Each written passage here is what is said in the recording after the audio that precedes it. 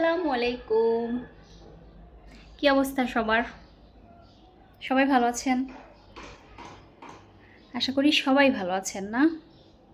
আসলে অনেক দিন ইউটিউবের জন্য কোনোই ভিডিও মেক করা হয় না, খুবই ব্যস্ত ছিলাম।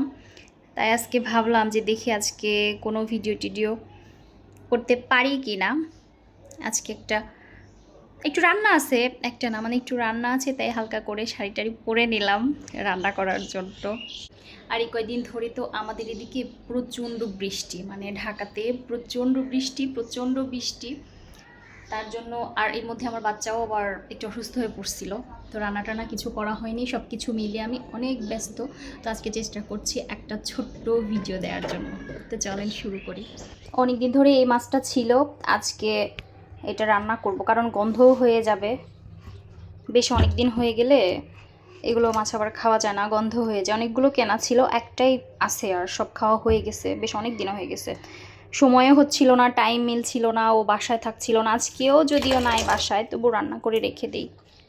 কিচেনে এখন রান্না করতে বেশ ভালোই লাগে, কারণ কি আমরা মেয়েরা ধরেন কিচেনেই তো সারাদিন থাকি। কিচেন থেকেই সকাল থেকে মানে দিনের শুরু কিচেনেই শেষ। সে কিচেনটা যদি ভালো না হয়, নতুন বাসা উঠছি তো, বাসা তো চেঞ্জ করছি, তারপরে আর কোনো ভিডিও মেক করা হয়নি, এজন্য বেশ ভালো লাগে।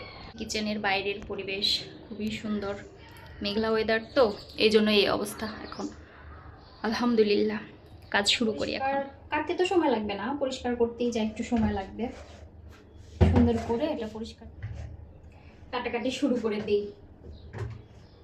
আসলে একা একা হচ্ছে ক্যামেরা ঠিক করা, কাজ করা, এটা খুবই সমস্যা। বিসমিল্লাহ। সিঙ্কের মধ্যেই করলে তাহলে ময়লাটা ছড়াবে না। এই ময়লা ছাড়ানো মানে আঁশটা ছাড়ানো পর্যন্তই যা একটু কষ্ট, পরে কাটতে তো আর সময় লাগবে না। আর এই মাছ তো বেশি একটা ধুতেও হয় না, তো ঠিক মতোই হয়ে যাবে।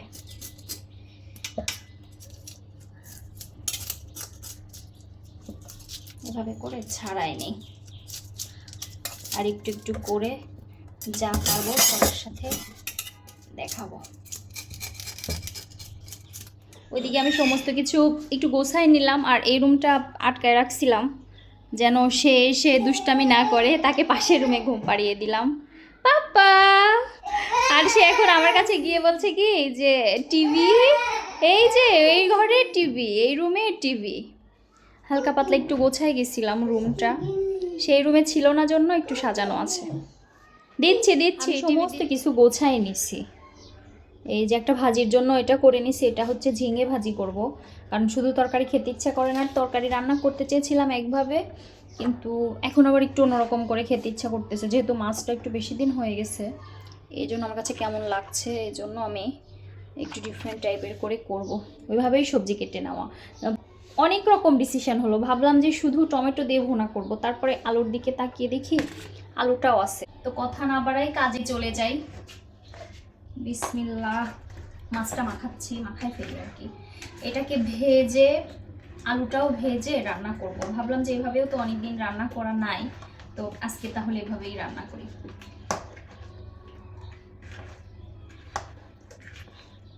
আর এখন রোদ, অনেকদিন পরে রোদের মুখ দেখা যাচ্ছে, ভালোই লাগতেছে দেখি। কড়াইটা অনেক তেতে গেছে। বিসমিল্লাহ।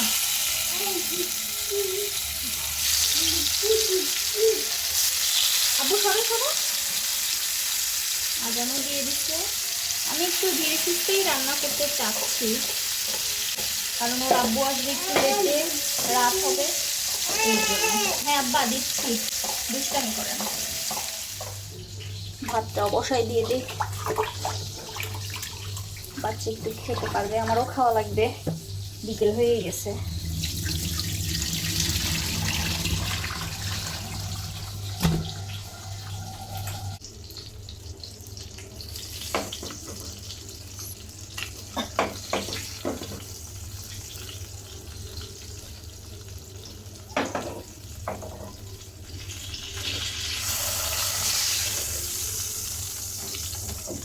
আলুগুলো ভাজতেছি আমি, অনেকদিন পরে একটু এভাবে খাওয়ার ইচ্ছা হয়েছে, তো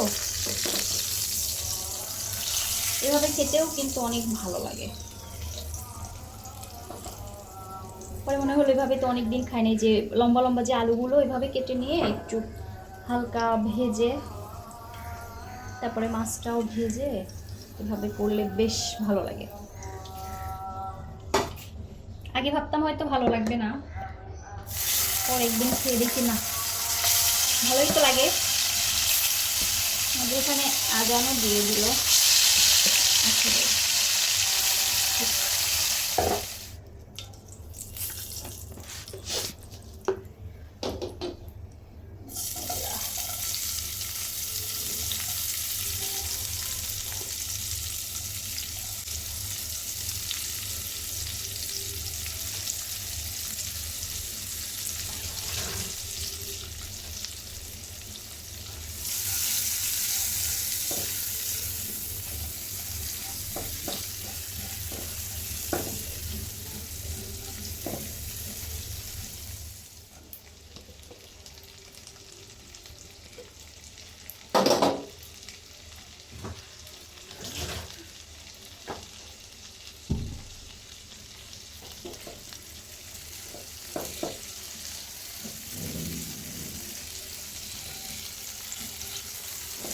তেল আর বেশি দিব না, এটা ছড়ানো প্যান যেহেতু এই জন্যই কিন্তু এরকম মনে হয় যে তেল হয়নি।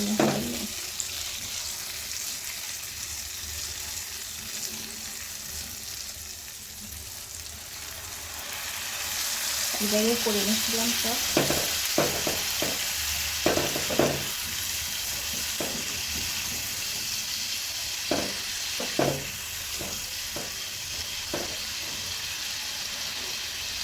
বাবুকে রুমের মধ্যে বসায় দিয়েছে, বসে বসে টিভি দেখে।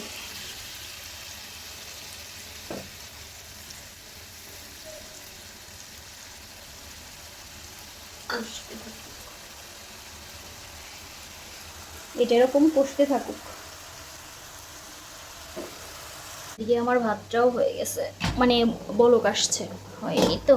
আগে রান্নাঘরটা তো আমার অনেক বেশি ছোট ছিল, এই জন্য রান্না টান্না করতে মানে ভালো লাগতো না, কারণ রান্নাঘর মনের মতো না হলে কি ভালো লাগে।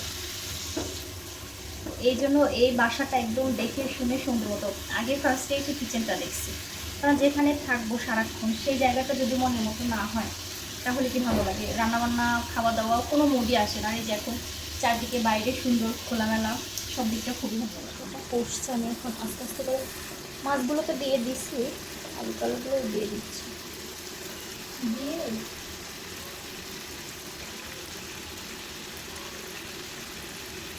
পাপা কি বলছো?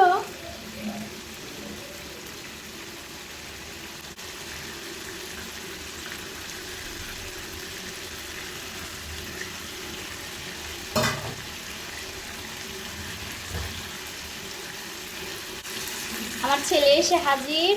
বিসমিল্লাহ। এবার হালকা পরিমাণে একটু পানি দিয়ে দিই। আব্বু কি করছো? হ্যাঁ কি করছো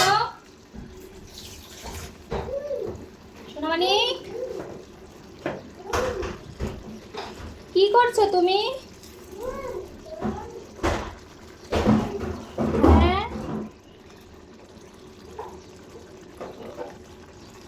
ওইদিকে ঝড় তুলে ফেলছে এসে।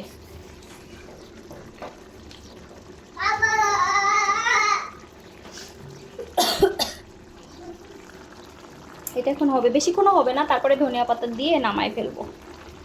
এরকম ভাবে খেতে কিন্তু মজাই লাগে। তরকারিটার কি অবস্থা দেখি। তরকারিটা কিন্তু মোটামুটি হয়ে গেছে। আমি সামান্য ধনিয়া পাতা দিয়ে দিছি আগে কিছু, এই যে এখন বাদ বাকিটা দিয়ে দিব, মানে আমি একটু বেশি করে দিতে চাচ্ছি তো। বিসমিল্লাহ বিসমিল্লাহ।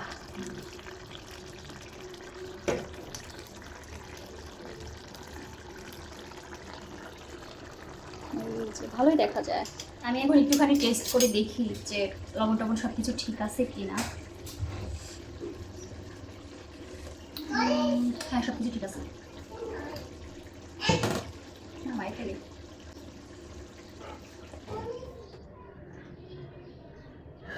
মাশাআল্লাহ ঘ্রাণটাও ভালো আসছে। ওইদিকে তো সে একেবারে আসতেছে। কি আব্বা? ওর চকোলেটের নেশাটা একটু বেশি বানায় ফেলছে ওর আব্বু। বাবু দাঁড়াও, না না, খুব কান্নাকাটি। এই যে হেচ্ছি, যে সবাই সবাই তোমার কান্না শুনে ফেলবে যে।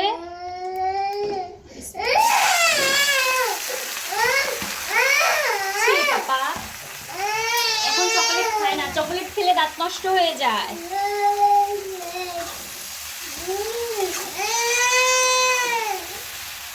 চকলেট খেলে দাঁত নষ্ট হয়ে যায় না।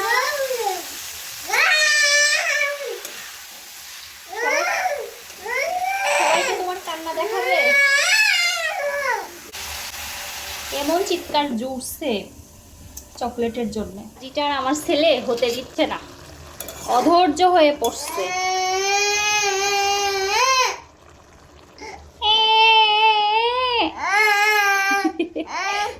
অনেক কষ্টের পরে রান্নাটা শেষ করতে দিচ্ছে এই দুষ্টু। একটু কোলে ওঠার জন্য পাগল করে খাচ্ছে আমার বিড়াল। এখন কাছে যে মাও মাও মাও মাও মাও মাও। ওরে বাবা, রান্না শেষ করলাম, একটু পরিষ্কার পরিচ্ছন্ন করলাম হালকা করে। এই যে তরকারিটা হালকা করে একটু পরিষ্কার পরিচ্ছন্ন করে নিছি।